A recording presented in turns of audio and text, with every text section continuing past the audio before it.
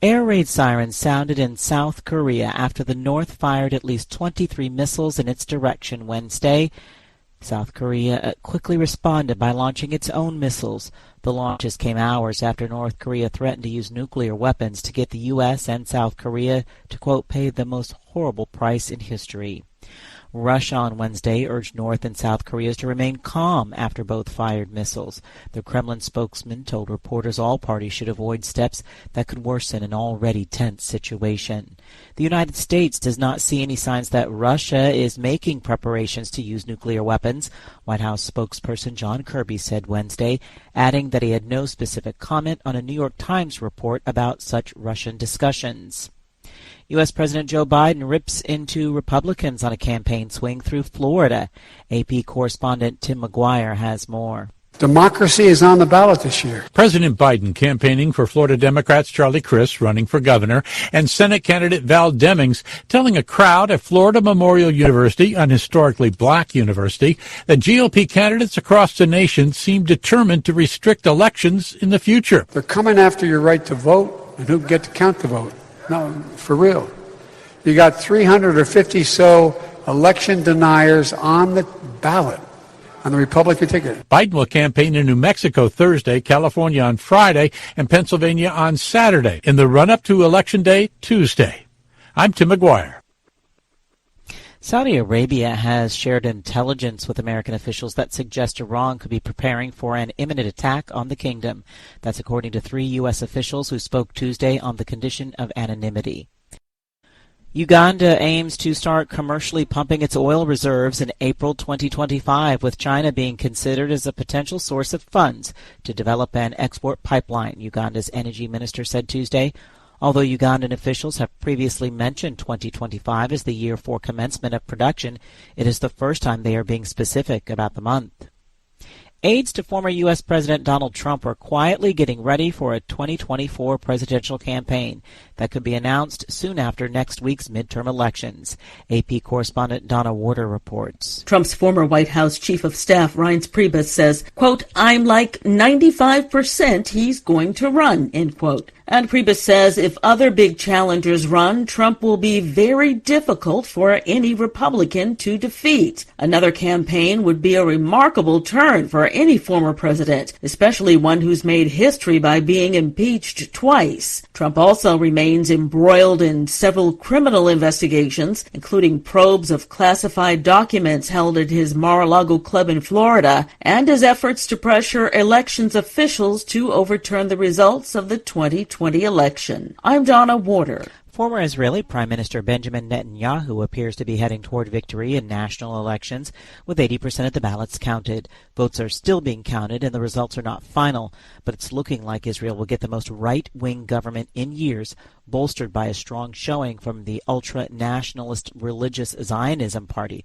whose members use inflammatory, anti-Arab, and anti-LGBTQ rhetoric. Brazilian President Jair Bolsonaro reportedly told members of the country's Supreme Court Tuesday night that his election battle against leftist rival Luiz Inácio Lula da Silva has come to an end, marking one step closer toward a concession after his defeat October 30th. British Prime Minister Rishi Sunak has reversed an earlier decision not to attend the UN Climate Summit in Egypt. AP correspondent Charles de Ledesma reports. Sunak's office had previously said he was going to skip the talks, which start on Sunday, because of pressing domestic commitments, including the closely watched government budget statement, expected to be announced on November 17.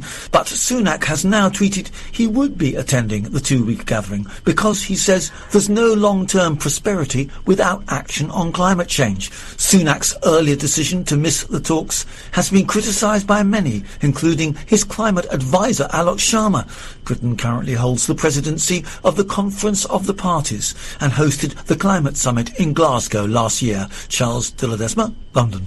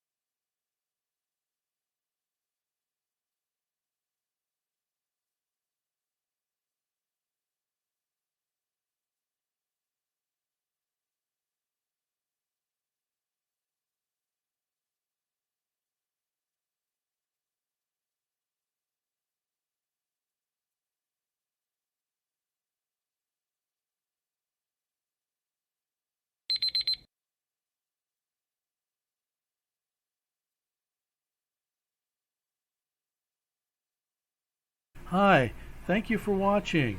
I hope the videos are useful for you. Please subscribe to my channel using the button below.